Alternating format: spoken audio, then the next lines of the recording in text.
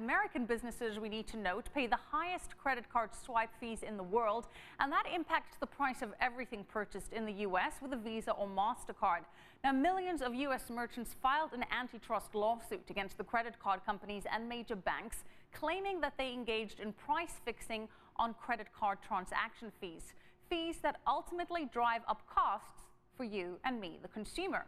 Now, on Friday the 13th, they won a settlement of $7.3 billion, and that was one of the largest private antitrust settlements ever.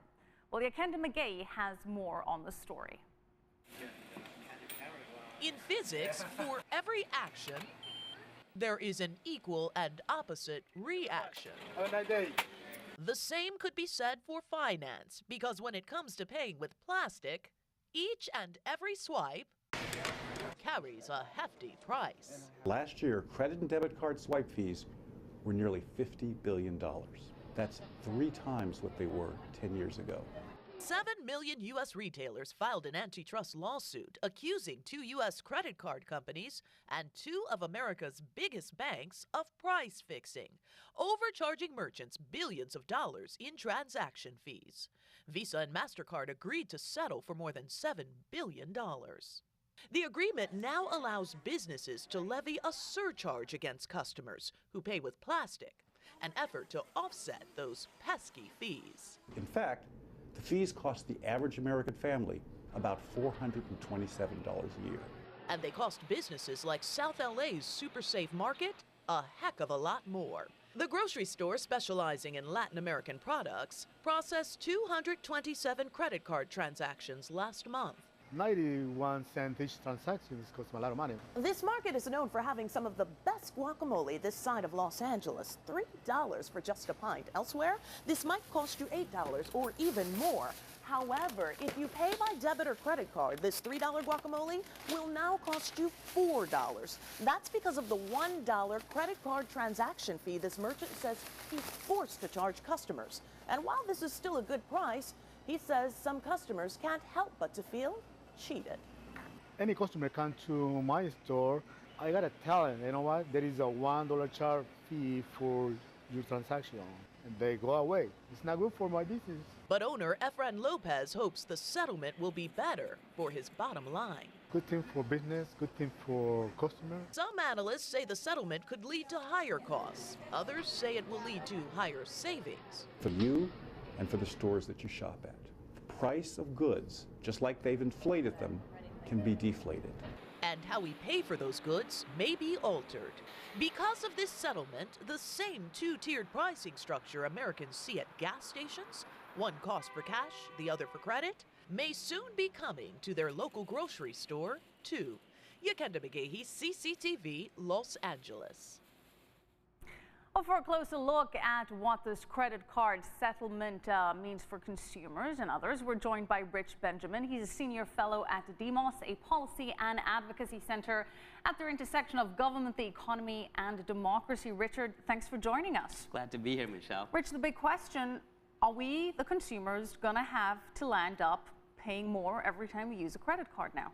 I believe so. I do believe that retailers will shift the costs to the consumer, you and I. So in the short term, I think we're worse off. In the long term, I think we're better off for the settlement of this suit.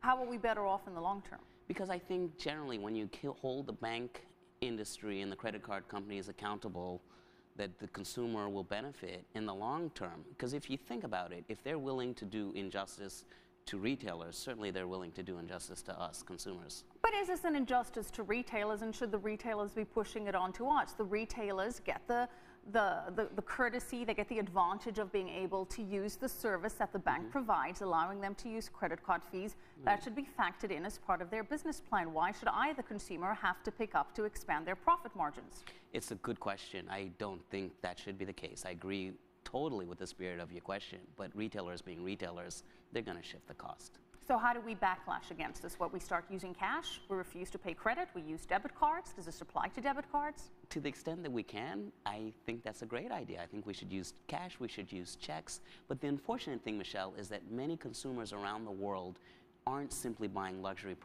purchases on credit cards. They're buying basic life necessities, food, tuition, books, medical costs, car costs. So in an ideal world, I could do that myself and say, okay, I'll just buy on cash. Sure. But average consumers are buying life necessities, especially in this recession.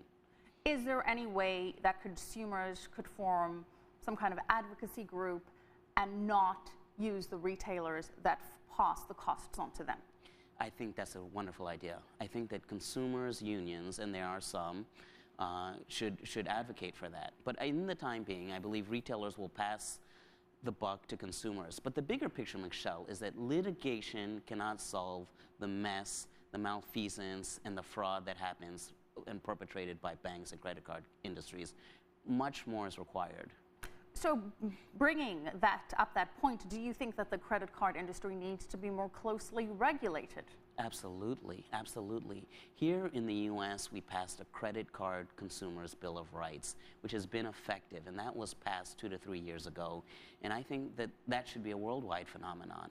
And what that involves is more transparency, more clarity, more simplicity, and less price fixing on the part of credit card companies. What does this mean for the credit companies and the banks themselves? I mean, this is one of their major revenue streams for their business model. And as we said, shouldn't small businesses have to pay for the convenience of using these cards? What does this mean for the credit card companies? Oh, they'll figure it out. They always land on their feet. I mean, once you regulate banks, they always claim, oh, you know, our profits will hurt, the bottom line will hurt, and we've seen time and again historically that that's just not the case. They will figure it out. All right, leave it to the big banks to figure it out. Thanks, Rich Benjamin, Senior Fellow at Demos.